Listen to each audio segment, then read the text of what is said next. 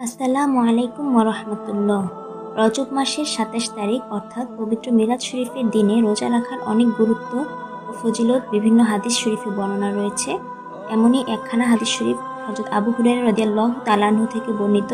রাসূল সাল্লাল্লাহু আলাইহি ওয়াসাল্লাম ইরশাদ করেন, যে ব্যক্তি রজব মাসের ২৭ তারিখ দিনে রোজা রাখবে তার আমলনামায় ৬০ মাসের রোজা রাখার সওয়াব দান করা হবে। সুবহানাল্লাহ।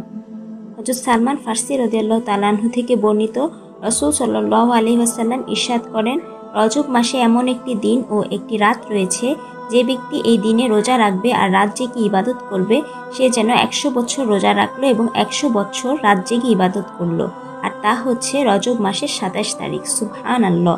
অন্য একখানা হাদিসে বর্ণিত রয়েছে, আনাস রাদিয়াল্লাহু তাআলা আনহু থেকে বর্ণিত, তিনি বলেন, জান্নাতে একটি বালাখানা রয়েছে যেখানে পবিত্র রজব মাসের বিশেষ দিন অর্থাৎ ২৭শে রজবের রোজাদার ছাড়া অন্য কেউ প্রবেশ করতে পারবে না। সুবহানাল্লাহ। মহান আল্লাহ পাক তিনি আমাদের লাইলাতুল মিরাজে ইবাদত বন্দিগি করার এবং দিনের বেলা রোজা রাখার তৌফিক দান করুন। আমিন।